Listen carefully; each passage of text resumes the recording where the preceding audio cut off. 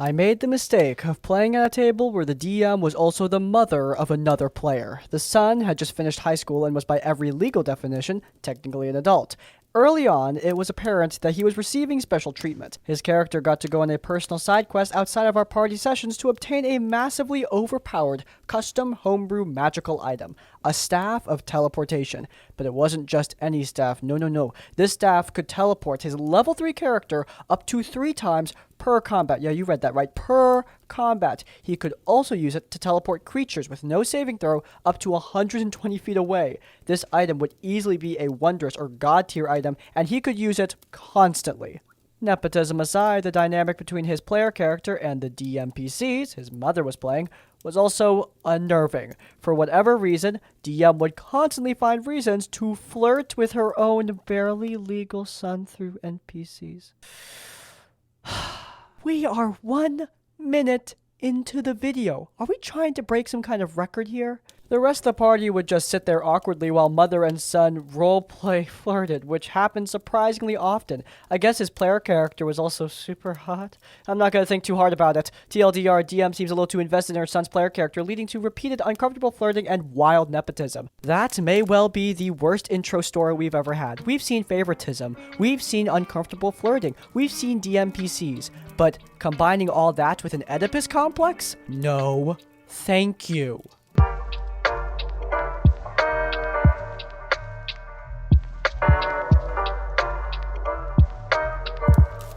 So this is an old story from 3, maybe 4 years ago, so I may not remember all the details. First, I have to tell you a little bit about my character in this campaign. I was playing a human female fighter named Cassandra, because that was her name, and she had this little quirk. She was trying to avoid showing her face as much as possible, a bit like Din Djarin in The Mandalorian, but less extreme. She was usually taking it off only to eat, sleep, or when she was taking a bath. Sometimes she would take it off when she was away from any public area, but that was very rare. She was also very defensive about it and didn't let anyone take her helmet off. She had a reason for that. In her past, she was a warden, member of the Independent Order of Knights. Wardens recognized no higher authority and did not bow before any kings or lords. Their job was to keep the peace and bring justice. Covering their faces was one of the traditions of this order. Knights were to be anonymous and nameless, faceless confidants of justice, and even though this fallen order fell apart 20 years ago, Cassandra was still holding on to those traditions. And this is where Kat and her character, the tiefling cleric named Issy, comes in. Kat took a completely different approach to our game. I preferred more serious and realistic approach. Her approach was more or less like, even though our characters know each other for only 2 days, you are all like family to my character and she will gladly help you solve all your problems. Which in my opinion is not a problem by itself. Very helpful and naive people are a thing, so I could believe that her character was like that. The problem was the fact that for some reason, Kat and her character decided that the fact that my character is quiet, calm, and hides her face for most of the time is a problem or trauma that needs to be solved, or something like that. So basically, beginning from session 2 or 3, a fairly long series of attempts began to remove the helmet from my character's face. Sometimes Issy would try to do it herself, sometimes she tries to persuade Cassandra into doing so. It was okay at first. I was even trying to talk her out of this idea, explaining that it's a tradition among the wardens, that Cassandra knows many wardens that were not able to recognize each other's faces. They were identified by their helmets and markings on them. She herself had a hard time remembering her mentor's face, but she remembers every scratch on his helmet. Sadly, this could not convince Issy. It was very quickly becoming annoying. Almost every session, 1 or 2 times, Issy accosted my character about her helmet. There was even a case where she tried to take the helmet away from my character when she was not wearing it. Once, Kat even asked our DM if she could roll for persuasion to convince my character to take off the helmet in the middle of a busy town. Luckily, our DM listened to me and said she could not do that. I don't really know how long this all took. With time, Kat started asking me about it outside the game, and to this day, I think she was very clearly impatient. Sometimes, she was evidently irritated when her nice and friendly attempts were unsuccessful. It was around this time that I found out that Kat's character found my Cassandra attractive, despite the fact that she had seen her face only a few times, and 95% of the time, she was completely covered with thick plate chainmail and a gambazon. I mean, I've heard people find that kind of thing attractive. Sometimes. I don't know. I'm not judging. Anyway, it might not be that important for the story, but I believe that could be one of the reasons she was trying to interact with my character the most, and was annoyed when my character was not interested in her character. The story ended quite abruptly. During one of our visits to a local tavern, our characters decided to eat dinner. Cassandra announced that she would eat afterwards because she did not want to take off her helmet in such a crowd of strangers. Then Kat came up with a brilliant idea while everyone was busy with their own affairs. She described how her character sneaks up on Cassandra from behind, grabs her helmet, and tries to take it off. I was obviously not happy with that and started to protest, so the DM made us roll dice. I don't remember if it was Dex or something else. Fortunately, I was able to roll higher. Cassandra had managed to keep Issy from taking her helmet off. Then I decided that both I and my character had enough of it, and Cassandra tries to hit Issy. I rolled my dice, and I succeed. And this is the moment where drama began. Not in the game, but outside of it. Kat just exploded with anger. She acted like I punched like her, not her imaginary character. There was a lot of screaming and arguing that basically goes down to Kat saying my character is ungrateful and doesn't let anyone help her, and me explaining to her that Cassandra does not need help with anything, and Issy is not her friend. Because, you know, from the first day they've known each other, she's trying to convince her to break her traditions. We ended our session here, and for the next 3 or 4 weeks, we didn't even consider going back to it. But luckily, in the end, we managed to get our group together and continued playing. I don't know if Issy continued to play. If she did, then damn, that must be very, very awkward. Look, there are character interactions, and sometimes characters are going to have conflict. And that is a delicate situation to balance. You need to make sure that the conflict is desired by both parties, that it makes sense in character, and that it works to build up the story of the game. If the player behind Cassandra, OP, wrote in like the flaws section that she never takes off her helmet and that she has social anxiety or something like that, then I would understand what Issy's doing a lot more. But that's not the case here. The helmet thing is part of the character's traditions. The helmet thing isn't something that needs to be changed. Frankly, something that the player does not want to be changed. That is the main difference here. This isn't like when Jester is helping Caleb to overcome his trauma. That is clearly helping Caleb. Here, Issy's just being a prick. I mean, it's either that or she's a love-smitten simp, but I mean, look, neither are really great.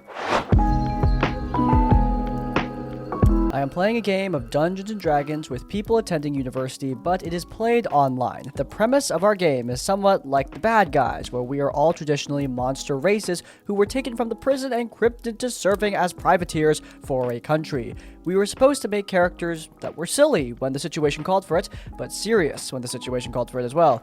Our party includes a gnoll who was arrested for laughing too loud at puns, a tiefling who was arrested for putting on too many hats at a hatter and ripping them with her horns, an Aarakocra who was arrested for trying to fly at first level, a goblin who was arrested for getting so drunk she crashed a gnomish vehicle, and finally, a lizard folk who was arrested for public indecency because she took her shirt off despite not having anything to cover. I say this to give you an idea of what sort of absurdist and meta humor we were having in our campaign. Our game master also made a homebrew rule that we would not have individual levels, but a party level. This way, everyone would be around the same strength, and we wouldn't end up leaving someone behind if they missed a session.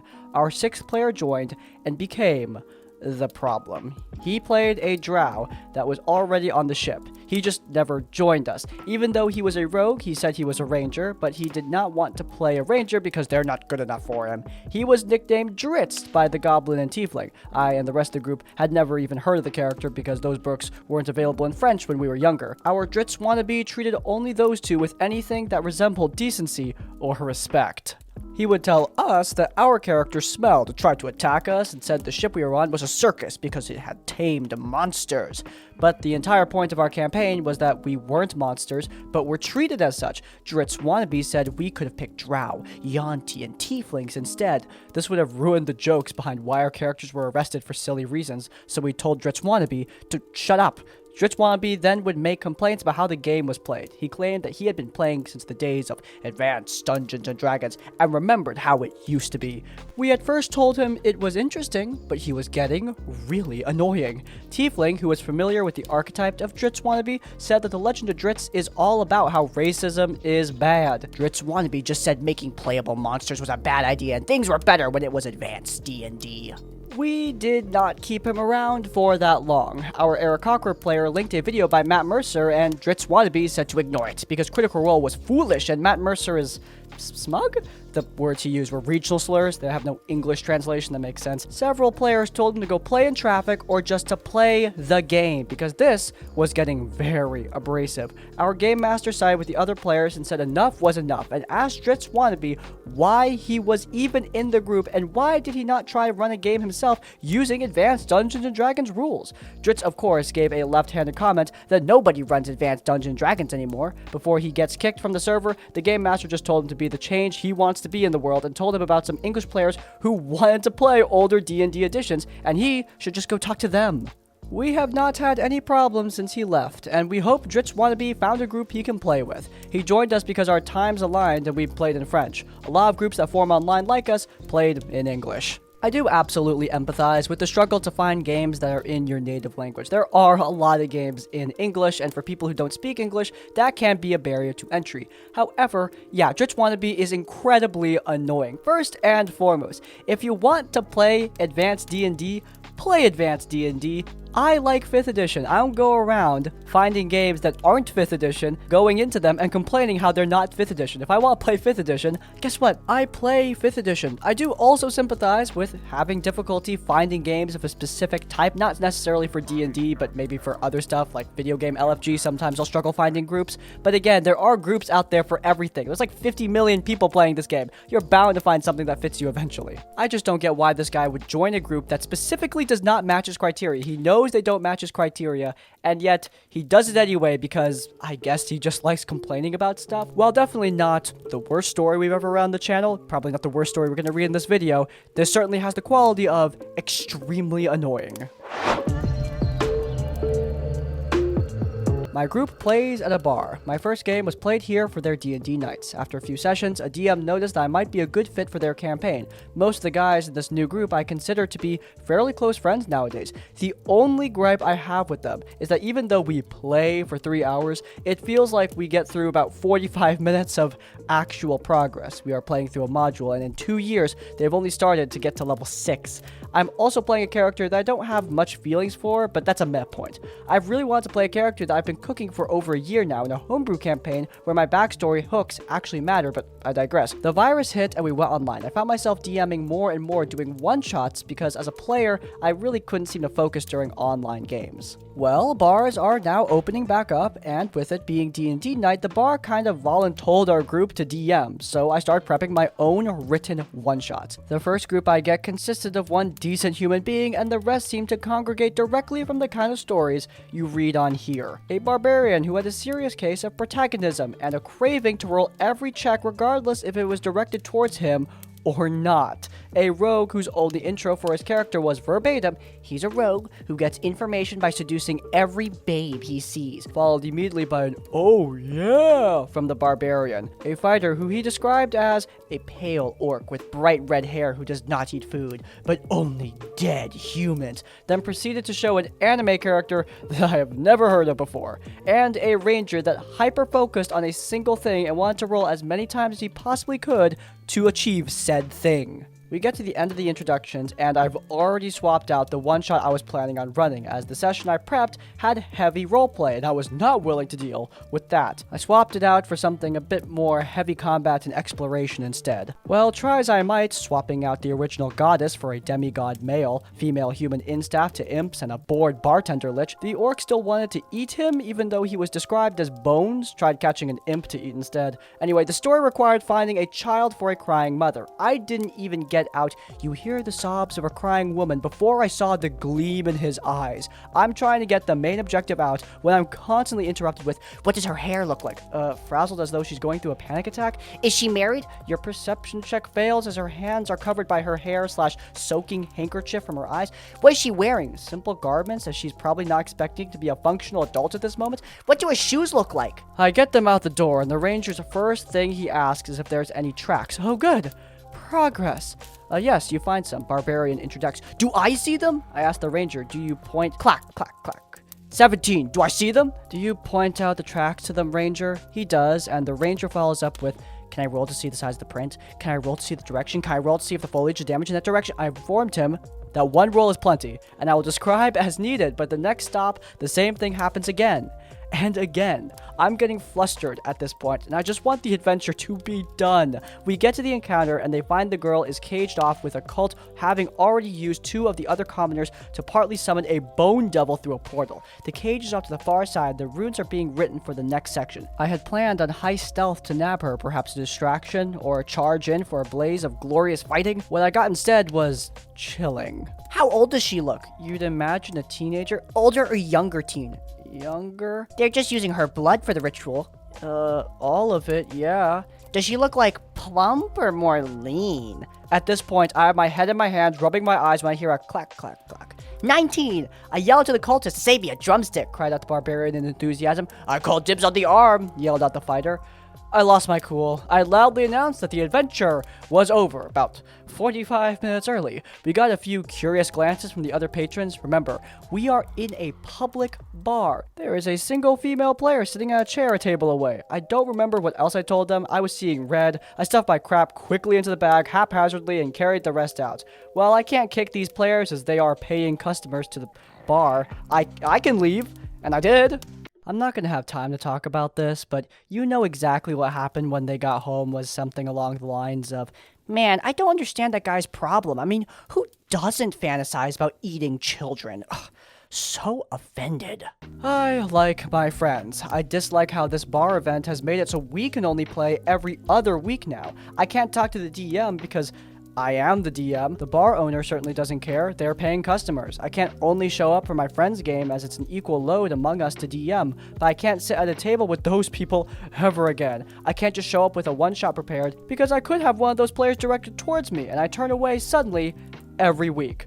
I found a new group completely, and even though I'm finally playing my character that I've always wanted to play and finally playing in a homebrew campaign, the new group isn't the kind of people I would want to introduce to my wife. My wife loves my old friends from the bar, and I love hanging out with them too. I feel at a loss, and I don't know what to do. I've already messaged my friends and let them know what's up. I feel guilty and justified at the same time, though. I don't want to sick my friends on those players either. I definitely empathize with this situation, though it is a little bit late for me to be giving advice. This story is kind of old. However, yeah, if the bar is an issue and the venue is a problem, I would recommend playing somewhere else. If playing online is an issue, then hosting at somebody's house is a good idea. I mean, if that's impossible though, then yeah, it's a difficult situation to be in. In terms of the problem players, they're bad for obvious reasons, but on top of all that, they are a great example on why DMs have a vetting process, especially online. I always get annoyed when I see posts that make fun of or get mad at DMs who host interviews or have applications because, oh my god, this is D&D, not work. But it is work for the DM. Yeah, they're not getting paid, but they're putting serious hours into making it happen. They want to make sure that the people they're playing with are the right fit for the game. There's nothing wrong with vetting, and that is something that I would do in all of my campaigns. I don't want to play a game with people who aren't going to enjoy it or would make it unenjoyable for me. This group, this nightmare group, is exactly what I and many other DMs are trying to explicitly avoid. Throwaway because I don't want it tied to my regular account. This is from my college days back some time ago, and it falls in a gray area between a horror story and just a story, but it has a cringe player in it, so here we go. The group consisted of a few regular friends of mine who had some experience, and after talking about it, we decided to do a new campaign finally, and we got the ball rolling. Before session 0, one of the guys, Fighter, asked if a female friend of his who wants to try the game out could join. We didn't have an issue, and if she was hesitant after session 0, no harm, no foul. She admitted it might take a bit to get the hang of the rules, but she was into creative writing and was looking forward to trying role-playing in person. She was eager, and we were willing to help her out. After session 0 was done, we had our party. DM, very chill guy and always eager to help. Myself, playing a rogue that stole when he needed and only from the wealthy. Ranger, our female player who was the former princess of a fallen kingdom. Fighter is our standard wanting to be a hero character and easy to get along with. Wizard was basically a sarcastic Dumbledore. And Paladin, typical lawful goody two-shoes who refuse to do anything remotely questionable because justice never takes the back seat. Oh yeah, he's our problem player. After some early level sessions that went off without a hitch, it wasn't until we got past level 5 that things started to get rocky. Our group meshed well, both in-game and out-of-game, but Ranger missed a couple of sessions because she had a bad breakup with her boyfriend and had to deal with some things. We were supportive of her and told her to, take her time. She came back refreshed and seemed to take a greater interest in the game than before, which was awesome because she was a good player, especially for someone new. The problem was that our paladin saw her being single as an opportunity to show in character just how much of a good guy he could be and decided that his paladin would protect the princess at all costs. Keep in mind, he had not shown this type of trait before, and it was pretty clear he was doing it to try and impress her. She said it wasn't necessary, but it was pointless as the paladin was going to do this no matter what. A few sessions go by and she's trying to do anything in character without Paladin stepping in to do it for her. She was getting pretty frustrated, but kept rolling with the punches. The rest of us, on a particular annoying moment when he ordered for her at the tavern because that's what a man does for a woman, said he needed to go back off and let her play. Of course, he didn't see the issue with it, but he did stop that session. A couple of days before our next session, she stopped by my place to talk to me and the dungeon master, who were hanging out. She said she was thinking of leaving the campaign because she was tired of Paladin's milady garbage. He had been sending her messages a lot more since the breakup that weren't exactly subtle. He kept complimenting her on every little thing, and she just was not into him at all. DM said he could kick Paladin from the group for overstepping boundaries if she wanted to, but she thought she was the problem, which, was not the case. We did not want to lose her, as she was great to play with. To help her out and maybe take the focus off our Lawful stupid Paladin, I asked what her character is trending towards, given she's the princess without a kingdom. She said she wanted to learn from others in the party on why they do what they do, since she really needs to be another person and separate herself from her now defunct kingdom. Maybe if she didn't see herself as royalty anymore, that Paladin would stop. She asked what he meant by that, and he asked me if my rogue could use a partner in crime. I laughed and said absolutely before asking her in my character's voice, would the princess like to become an apprentice thief? She loved it, and the DM said he'll set it up so that Paladin can't interfere. Next session comes, and we're wrapping up a quick investigation in a large city. The DM explains that we're in a pretty ritzy part of the town before we head into the inn. There were only 3 rooms available, and Paladin insisted on always having a room to himself, even if he has to pay more. Wizard and Fighter agree to take a room, which leaves me and the Ranger to take the remaining room. Paladin takes a moment to tell me I better be a gentleman when sharing a room with Her Majesty, to which my rogue replies, it won't be an issue. Paladin does his whole attempt to channel thing, and then says he falls asleep. DM agrees that Paladin is asleep and asks Wizard and Fighter if they're doing the same thing. Wizard says he reads a little bit before falling asleep, and Fighter just passes out without much fanfare. The DM asks what myself and the Ranger are up to, given that we were both in the rich part of the city and my character hadn't done some old-fashioned Robin Hood thievery in a while. I give it some time before deciding to hop out the window. Before I do, Ranger asks me if she can come along because she's tired of being prim and proper and needs to learn how to get her hands dirty. The party, except for the Paladin, loves it. Before the DM can ask us to get started, Paladin makes a proclamation. I wake up immediately. After a few chuckles from the table, DM looks over at the Paladin and explains he has no reason to be suspicious. He channeled his god and fell asleep while myself and the Ranger are down the hall in another room well away from him. There is no possible way he could know what's going on. Paladin gets upset and says, "Justice never sleeps," which makes the entire table laugh. The DM rejects this and says, "You're asleep," and they're doing their thing.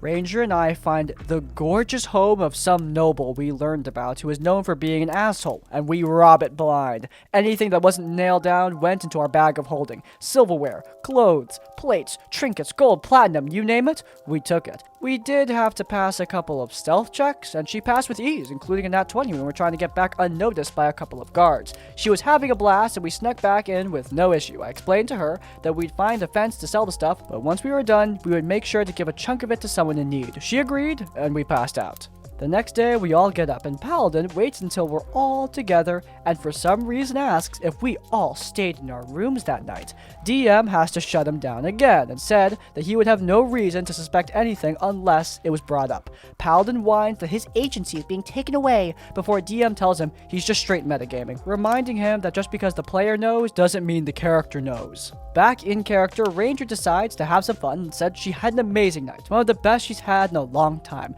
Paladin saw this as an opportunity and cast Zone of Truth on the room, demanding to know what happened. Both of us laugh and say we went on a merry spree of stealing from a rich asshole and had every intention of selling everything off and giving most of the money to less fortunate people. We figured Paladin would kind of be okay with this, but his lawful stupid infatuation with Ranger resulted in him trying to kill my character. DM immediately stops him and reminds him that we agreed to no PvP in session 0. Paladin argues that because we broke the law and took an oath to always bring justice against those who committed a crime, he could kill my character just fine. But before the DM could respond, Ranger speaks up. If you fight Rogue, then you have to fight me as well, since I stole too. Paladin made some stupid argument that he would never kill a princess, and she fired back that she wasn't a princess anymore, since her kingdom, didn't exist. Paladin tripped over his words, trying to find a reason to only attack my character, but in the end, he threw a massive tantrum, complaining about how nobody sided with him, also that women shouldn't do evil things like that. But it turned into out-of-character stuff, like how he was tired of being single, and nobody understood how difficult it was for him, but that this was his best opportunity to find a woman who understood him. It was a lot to take in, but in the end, DM would not budge on his ruling of no PvP. He told the guy to bugger off, he packed up his stuff, and the guy stormed out. We took a break to settle down after a bit, and finished up the session. Ranger came with me when I sold off the stuff, gave her a cut of the money, and let her decide who to give the bulk of the remaining money to. She gave it to a family who was living in a shack on the outskirts of the city, and we ended the session not long after. What a happy ending. Oh, damn it. It's not the ending. Ranger got a flurry of text the next day from Paladin about him professing his love for her and how he couldn't believe she would betray him in the game. She didn't respond at all and blocked him, then showed the rest of us what he said. DM would have probably given him a chance to come back if he apologized, but after seeing that, DM told him he was no longer welcome at the table or his place. Our campaign carried on for another year and ended with us taking down an evil king. Ranger and Fighter started dating several weeks after the incident and are still together to this day, and I still play D&D with them when I can. As for Wizard and DM, I fell out of touch with them after school, and I hope they're doing well. Paladin blocked everyone in the group, and I only saw him in a couple of classes we had together, but I never talked to him again. Hopefully he learned something from the experience, but somehow I doubt it. It has been quite a while since we had a white knight on the show, and honestly guys, I don't think I need to enumerate all the reasons why white knighting or flirting through D&D is probably not a great idea for starting a relationship. I mean, Paladin is a brilliant case study on his own, so yeah, there you go. I think this group handled this incredibly awkward social situation with a fair amount of grace, even if I do think the Paladin didn't need to stick around even for one more session. Harassment, guys, is kind of cringe. Though the Ranger did say herself that she didn't want him kicked out of the game immediately, and the group gave him one more shot, which I guess is respectable. And the moment he wasn't turning it around, he was out of the game, which I think is good. Though I must say that the in-game solution the group tried is just, I think that's doomed to fail. This isn't an in-game problem, this is an out-of-game problem. The Paladin has an uncomfy crush on the Ranger's player, and an in-game solution is not gonna solve that problem. The good parts of this story are pretty cool though. I do like the dynamic of the prim and proper princess learning from the devilish rogue how to live a life in the shadows. I think that's super cool, and I'm totally stealing it. Thank you, OP. Alright, and that is going to be it for today's episode of RPG Horror Stories. If you guys enjoyed it, then please do leave a like. If you want to see more of our content, then please do subscribe to Crispy's Tavern. Our new show, Shadow over Carconos, is premiering on Wednesday on this channel. So if you want to catch that amazing D&D podcast that I'm working on, then subscribe to get it as soon as it comes out. And finally, if you want to leave your own stories or thoughts, go down into the comments down below. If you can't think of a comment, leave the comment, not my night, to let me know you made it to the end of the video. In essence, like, comment, subscribe. I will see you all next time. Farewell.